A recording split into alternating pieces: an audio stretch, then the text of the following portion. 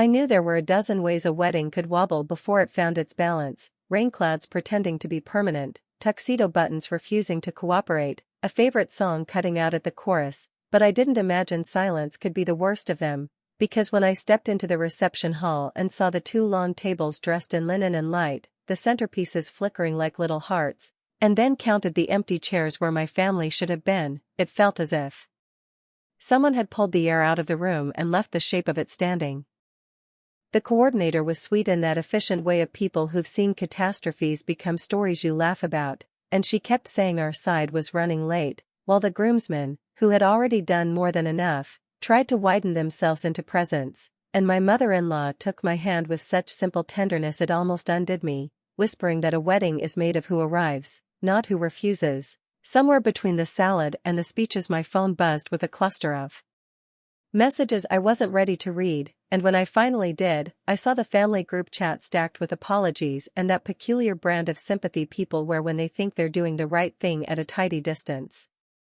"We're so sorry for the confusion," one cousin wrote. "We got the update this morning, see you at the new date," and another added a row of hearts like confetti, and then my father's voicemail, calm, stiff, trying to be brave, said he hoped I wasn't angry and that postponements happen, and my mother's shorter, shakier voice assured me this didn't mean less love, only that it was better to do things properly when everyone could attend. I stood in the hallway listening to the second message twice and then again, thinking I must have missed an email from the venue or a panicked call from the planner, but in my inbox sat only seating charts and delivery confirmations and a cheerful note from the bakery about the lemon filling I'd chosen against popular advice. When I called my sister, the line rang out and then flipped to a text, in the middle of something, "We'll call you later," attached to a blurry photo of balloons and a living room full of people who looked too festive for an afternoon nap, and if there was a caption I didn't read it, because just then the DJ motioned that it was time for the first dance, and I decided that I would have what belonged to me. That love is not a quorum and vows don't need an audience to be real. We danced, and I breathed, and the room lifted, not because the empty chairs filled themselves, but because everyone who had shown up made a net under us and refused to let us fall. After the cake and the last tired laugh, the coordinator touched my elbow and asked very gently whether I had, in fact, postponed anything, because about an hour before doors she'd received a firm but very polite phone call from your assistant asking her to reduce the place settings for our side, to keep all vendor communications on hold, and to confirm that guests were aware of the new date we'd be announcing. And I remember the way that phrase sat between us, new date we'd be announcing, as if the words themselves were trying to decide whether to become absurd or dangerous. I told her I had no assistant and no postponement, and she nodded slowly in relief and in worry at once, and said she'd saved the caller ID just in case, a habit she picked up after too many last-minute pranks. Back at home, after the kind of sleep that isn't really sleep at all, I scrolled the group chat from the top and noticed something I had missed in the blur. The update about postponement wasn't typed like me. It carried my name, yes, but it used the exclamation points my sister collects like seashells, and it said "see y'all soon," which I never say, and it attached a photo of the venue sign taken from a strange angle, like someone had parked illegally for 30 seconds, snapped, and fled. Somewhere deep in my stomach a truth I didn't want hardened into a shape I did not know how to carry, and I opened my contacts, stared at my sister's name, and felt my thumb hover, because there are calls you make to retrieve mercy and there are calls you make to retrieve proof, and I wasn't yet sure which one this needed to be. The phone vibrated before I decided, the coordinator again, apologizing for the hour, saying she'd pulled the number from earlier and wanted to confirm whether the last 4 digits rang any bell, reading them slowly, and when she finished I didn't answer right away, because I knew those numbers by heart. Our mother's landline, call forwarded to my sister's cell whenever she handled family stuff. The photo of my sister standing under a glittering surprise banner landed in the family chat with a spray of confetti emojis and a caption breezy enough to pass for kindness if you didn't know what day it was, and for a long breathless moment I stared at the screen trying to fit the shape of that image over the shape of my own reception just hours earlier, the empty chairs outlined like chalk, the place cards that never got claimed, the careful playlists my partner and I made for months playing to a smaller, braver crowd, and I felt the peculiar sting of humiliation that arrives not when strangers judge you, But when people who should have known better choose to make a different party more important than the one where you promised your life. I didn't type a reply, because even on the best days text is a terrible container for pain, and because I could already hear the defense she would give later, that this wasn't competition but coincidence, that she hadn't said my wedding was postponed, she had merely clarified confusion, that the family thought the celebration would be moved to a better time, a phrase that makes a day sound like software, patchable at will. Instead I screenshotted the message, slid it into a folder I had not named out loud yet, and felt something in me tip from soft disbelief into a practical kind of attention that knows where to put its hands. By mid-morning I had coffee in a cup I didn't taste and the coordinator's call log in my inbox, the number flagged exactly as she'd promised, a timestamp stamped so close to our doors opening that I could see how neatly the narrative had been set. First the family chat from me announcing a postponement, then the venue asked to pare back our side, then radio silence during the event itself, and, finally, the surprise bouncing in from a living room that, when I enlarged the photo, revealed my aunt's favorite mantle and the reflection of our mother's framed wedding portrait in the glass of a bookcase, as if the past were watching and couldn't do anything about it. I called the venue from my own phone and asked the manager if she remembered anything about the voice beyond polite and firm. She said the caller referred to herself as my assistant, used my full name like a reference line, and asked pointedly whether any last-minute guests from my side had tried to check in, because we don't want them to waste a trip. The kind of sentence that sounds thoughtful until you realize its job is to close a door and weld it shut. I wanted, with a heat that embarrassed me, to call my sister and burn through every excuse she might reach for, to make her say the thing I could already see, but I have learned that people who invest in a new reality will ride that horse until it collapses, and that if you chase them yelling you only become scenery for their story. So I opened a shared album instead and added 3 photographs from the wedding, not to perform hurt but to put the truth where it could not claim to have been excluded, my mother-in-law's hand on my shoulder, my partner laughing with the flower girl who insisted on taking her crown home, a wide frame of the dance floor where friends from old jobs lifted us with a joy generous enough to disguise how much they were carrying for us. A cousin hearted the photos and wrote, "Can't wait for the new date," which I didn't answer, and an uncle posted a thumbs up, which is what men do when they suspect feelings are a bad neighborhood. Practical attention gathered more thread. The bakery confirmed that an order for a sheet cake reading surprise had been placed from my sister's number 2 days before the wedding with a pickup set for the afternoon of our reception. The florist, who had never spoken to my sister, received a voicemail early that morning telling her to hold any extras for the rescheduled event and to redirect deliveries to the home address for the surprise, the home address being our mother's, where my sister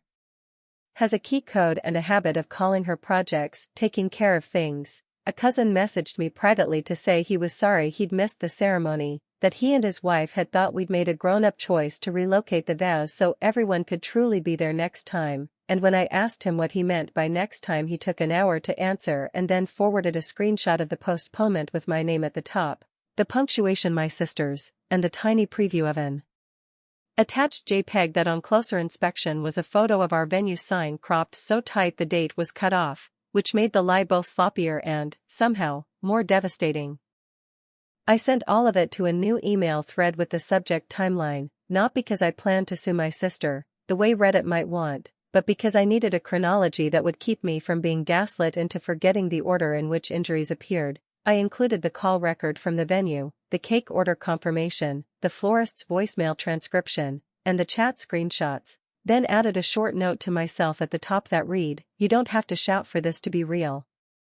The phone rang again, and for a second I thought I had conjured her, but it was a vendor double-checking whether to send our album proof to my email or to the event manager who called in, and I laughed then, not because it was funny, but because laughter can be the body's way of saying it has recognized a pattern, and I told them to keep all correspondence where it belonged, with us, and to ignore any third-party requests that didn't carry our signatures. At lunch, if you can call it that, I met Mom for tea in the sunroom behind her kitchen, the pale winter light making the dust motes look like quiet confetti, and she reached for my cheek the way she did when I was a kid with a fever and said she was sorry the family had misunderstood, that she had believed my sister when she said I needed space to make things perfect, and that she had gone along because conflict makes her dizzy now and she truly thought it would all be smoothed over without anyone being hurt. I took her hand and told her that wanting peace is not the same as telling the truth, and that love which can only operate under a lie is more theater than love, and she nodded with that small ache in her eyes that means recognition is arriving and bringing its own pain with it. That evening my partner and I sat on the couch with 2 bowls of soup and a notebook, because if we were going to address this we wanted to do it cleanly and once, not in 1,000 spiky group messages that reward escalation, and while we were listing what mattered, naming what happened without calling anyone a monster, drawing a line around our wedding as a day that did not need to be redone for anyone's convenience, proposing a dinner where we would present the sequence politely and let silence work where argument never has. My phone vibrated on the coffee table, face down, and when I flipped it over the lock screen was full of new messages from my sister, a cascade of paragraphs and voice notes that began with "Can we please talk like adults" and moved briskly into "You're being dramatic and no one meant to hurt you," and finally, breathlessly, "Don't embarrass me in front of everyone at dinner," a sentence that felt less like worry and more like a confession that there was, after all, something to be embarrassed about. I didn't answer then, because answers given in heat rarely hold up to daylight, and because the coordinator had just sent one more file, a forwarded email from the venue's general inbox stamped the morning of our ceremony with a request to update the website listing to show Postponed, signed with my name and a backup contact that wasn't mine at all, and when I traced the header I found exactly what I suspected: the IP routing back to our mother's house, the machine identifier matching the laptop my sister uses when she says she's doing admin after dinner. The hours between my one-line text, "We'll see you at dinner," and the actual clatter of plates being set on Mom's table stretched the way waiting always does when you've chosen not to argue but to arrive with proof, so I kept my hands busy with small, obedient tasks that didn't ask me to relive anything, exporting the coordinator's call log as a clean PDF with timestamps in bold, saving the florist's voicemail as an audio file with a plain file name that didn't editorialize, dropping the bakery receipt and the surprise cake order into a folder called Sequence, then screen recording the family chat scroll so no one could claim a message was misread or out of order, and, because the internet forgets inconvenient things at miraculous speed, I captured the email header from the venue's inbox showing the postponed request routing through our mother's house, the device signature unmistakably my sister's laptop, which she likes to call Admin Central in the same tone people use for mission control. I printed a one-page index that read less like accusation and more like a table of contents. 1. Family chat postponement, authorship disputed. 2. Call to coordinator, caller self-identified as assistant. 3. Vendor diversions, cake, flowers, inbox. 4. IP and device metadata. 5. After-the-fact celebration, because I wanted the evening to function like a quiet walk through a house, each doorway framing what came next, and nowhere for anyone to pretend a staircase had always been there. My partner, who has a talent for gentleness that does not collapse into appeasement, suggested we bring nothing that could feel theatrical: no projector, no slideshow with swelling music, only the laptop and a calm voice, which is sometimes the strongest microphone in a room that expects you to shout. On the way over, a cousin called to preemptively sand the edges of whatever would be said, admitting he'd assumed the postponement was real because my sister posted a blurry selfie from Mom's living room with a caption about keeping spirits up and a string of winking faces that did the work words shouldn't, and when I asked him whether, at any point, anyone had seen a message from me that contained the phrase "I am postponing my wedding," he was very quiet, then said, almost relieved to have found an exit, that he couldn't recall the exact wording and felt awful if he'd misunderstood. I told him that remorse is only useful when it buys honesty, and that tonight I was only bringing a clock and a map. Mom opened the door with that careful smile people wear when they are hosting hope, the table set for too many and just enough, my father's old water pitcher in the center like a chaperone, and for a moment I thought about the part of her that believed going along would protect everyone from sharper hurt, the part one inherited and had to keep on a leash. My sister was already in the dining room arranging a stack of plates as if place settings could be a personality, Brent at her shoulder with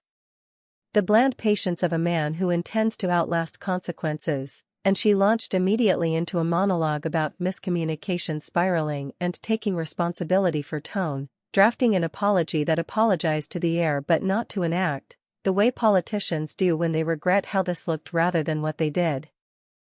I didn't stop her, Because interruptions let a story claim martyrdom, I waited until she had run out of synonyms for misunderstanding, then set the laptop on the sideboard and turned the screen so everyone could see without craning, and I said, as plainly as I could manage with a throat that wanted to do other things, that all I had this evening were times and authors, and that if anyone preferred a louder performance I would happily leave the room and let them write their own play.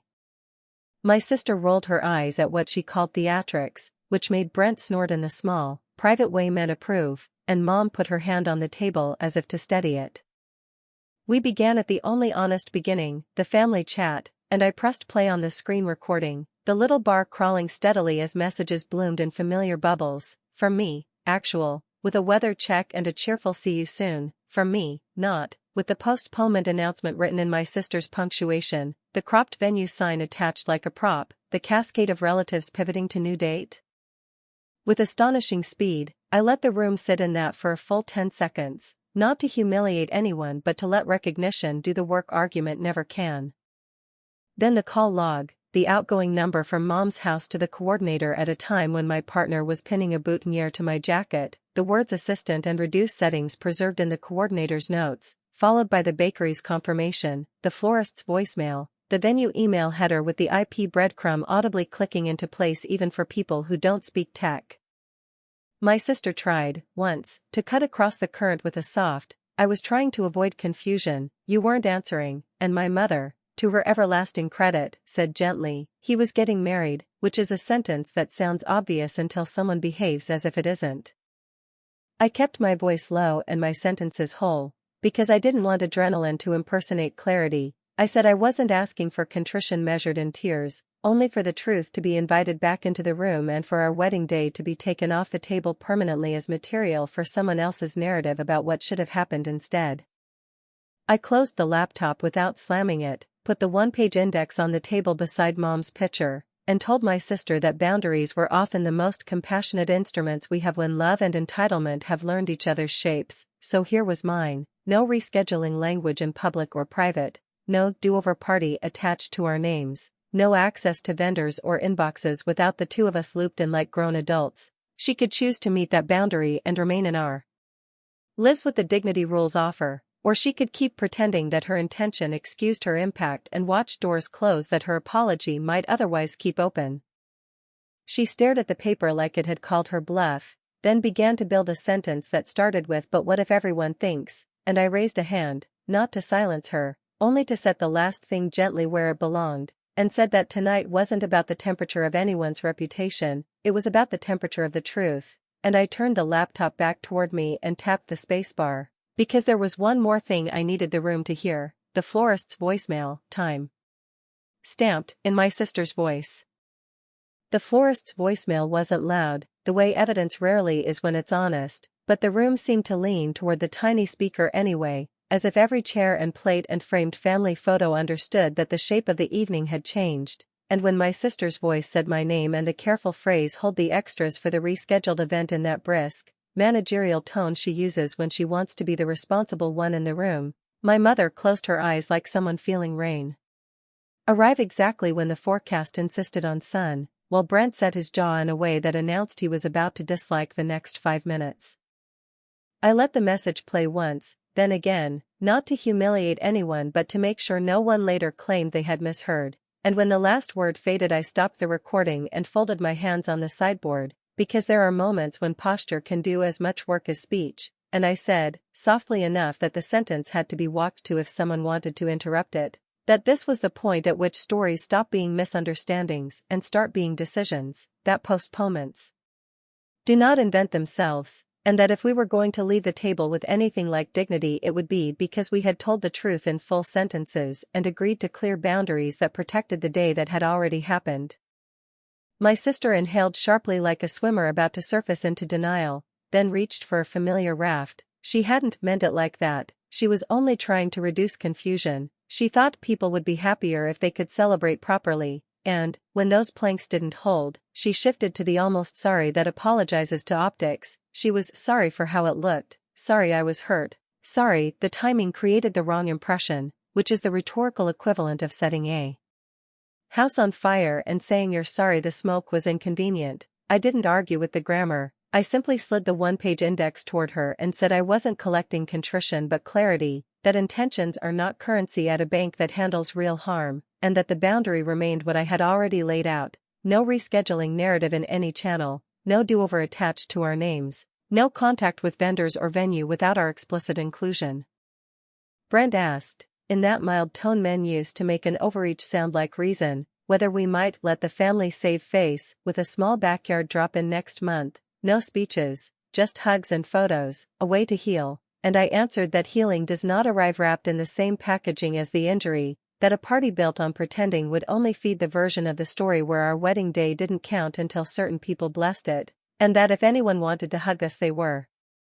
welcome to call and ask when we were free for coffee like adults. Mom, who had been very still for several minutes, reached out and touched the edge of the index with 2 fingers as if testing whether the paper might cut her, and then she looked at my sister and said, with a steadiness I recognized from 1,000 small kindnesses, that she had gone along because she thought compliance was kindness, but that compliance without consent turns into something unkind very quickly, and tonight she was done giving her good name to that.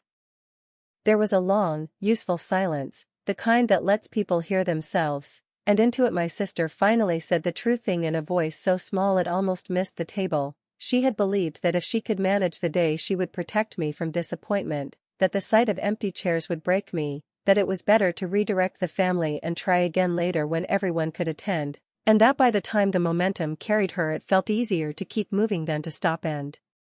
admit the first step had been wrong. I told her I understood the temptation to control the story you're afraid to live, I have felt it myself, but that fear does not get to draft other people's vows, and that the wedding we had was not a placeholder for the one someone else preferred.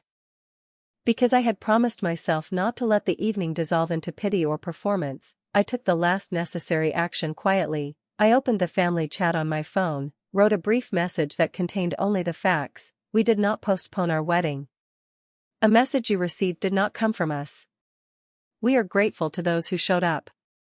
Going forward, please direct all questions to the 2 of us. No one else speaks on our behalf. Attached the single-page index as a PDF named clarification, and hovered over the send arrow long enough to feel the weight of doing something that cannot be undone, which is what boundaries are at their best: simple, heavy doors that swing once and then settle. My sister saw the motion and, whether out of instinct or strategy, reached for speed, saying quickly that she had already drafted something more soothing, that it would be better for everyone if she could set the tone so extended relatives wouldn't spiral, and she began to dictate her version out loud: family, let's be kind, today was emotional, let's rally around love, the kind of word cloud that floats above an event and never touches the floor, and I felt a flash of old panic that the narrative might slip away again into the cotton of her voice. So I looked at Mom, because I wanted to be the kind of person who still offered people their own agency even inside a mess they created, and I asked her, in front of the table that had watched us both grow up, whether she wanted the first sentence of our family's next hour to be written by apology-shaped fog or by a clean statement of fact, and she did not look at my sister when she answered. She looked at me and said, "Send yours." I tapped the arrow and watched the little paper plane icon leap, then felt the room reset itself around that small digital sound, the way a house shifts in the night when the wind decides on a new direction, and for the first time I felt the ache in my shoulders ease, not because anything grand had happened, but because the words were finally standing where they belonged with our names under them. That relief lasted exactly as long as it took my phone to buzz again. A new message had appeared in the family chat, not from my sister or my mother but from an aunt who lives for a pulpit, a screenshot of a public post my sister had apparently scheduled earlier that afternoon just in case, a cheerful tile that read "Save the date, Vows Re-Do, coming soon," already gathering likes from people who were not in our living room at all. For a heartbeat I considered letting the room slide back into the old choreography: raised voices, offended exits, later texts soaked in revision, but the screenshot on my phone was a better compass than adrenaline. So I turned it so everyone could see the bright tile with its cheerful fonts and the words "Save the date, Vows Re-Do, coming soon," and I said, as evenly as I could manage, that scheduled posts are not accidents and coming soon is not a misunderstanding, it is a plan with legs. My sister's mouth opened, then closed, then opened again around the story that the app had auto-filled, that the draft had been for brainstorming, that she had hit the wrong thing, and before the old gravity could pull us back into the swamp, I asked a simpler question that doesn't accept fog for an answer. Will you take it down now, and will you stop using our day to organize a better one for people who chose not to show up? She nodded too quickly, a yes that wanted to be a door and a trap at once, and Brent reached for his phone like a man helping move furniture, but the tile was already out in a neighborhood where deletion is not erasure, gathering polite hearts from acquaintances who would forward it to cousins who would message my mother with "Did you see? How lovely." So I did the only thing that keeps stories from metastasizing online. I posted first from the one place that carries my name without dispute, a short public note as calm as the one I'd sent the family. We did not postpone our wedding and we will not be hosting a redo. Please disregard any announcements that don't come directly from us. If you want to celebrate, call. If you wanted to attend, you were welcome to come the first time. No venom, no captions built for virality, only a pin that held the fabric where it belonged.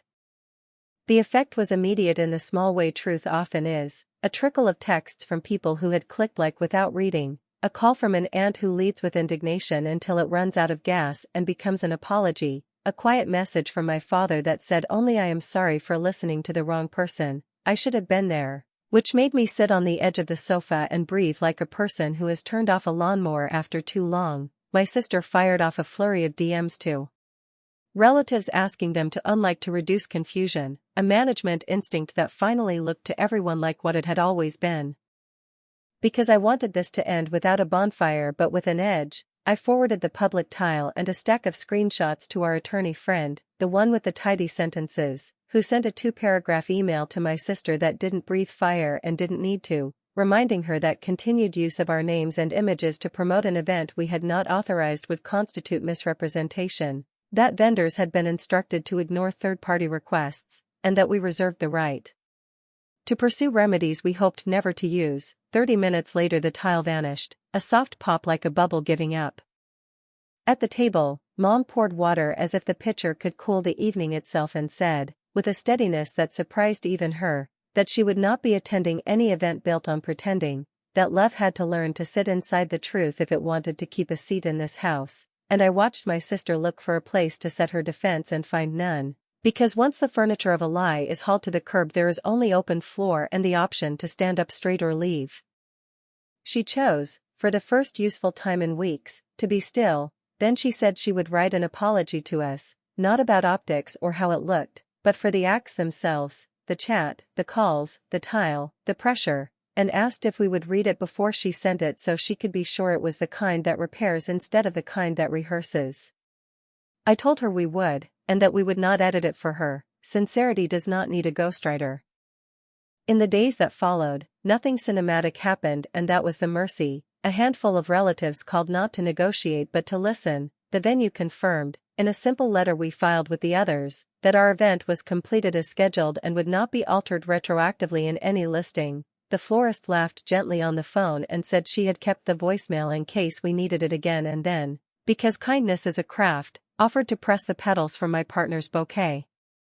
into a small frame as a gift. My sister sent the apology she promised, smaller than the harm but correctly shaped, and she added a line about stepping back from handling family stuff for a while, which is the kind of vacancy that lets air return to a room.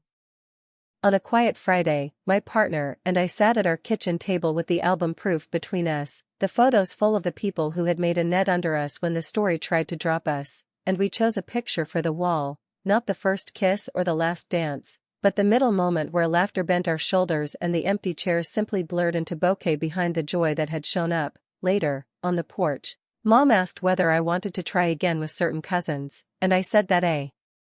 door did not have to be slammed to be closed, that ours would stay unlocked for those who could walk through it without rewriting the house. She nodded, and we sat with the light pooling around our ankles, the evening ordinary and perfect, which is to say, earned. I kept the folder called Sequence on my desktop, but I moved it out of sight, not because I planned to forget, but because justice had already done what it came to do. It put the truth where anyone could see it, and then it left the table without gloating, which is the only way I know to win a thing and still want to live with myself afterward. And when people ask, months from now, how we handled the strangest wedding I've ever heard of, I will tell them that we did not throw a second party to make the first one palatable. We did not audition for a chorus of "Finally Done Right," we did not print t-shirts or give speeches to the internet, we made a clean record, we spoke once, and we let the record hold. That night, before bed, I took one more small, tender revenge that no one but us will ever notice. I changed the Wi-Fi name at Mom's house from Admin Central to Keys Belong Here, then put the router back exactly where I found it, because sometimes the only crown worth wearing is the one that reminds you who you are when no one is clapping.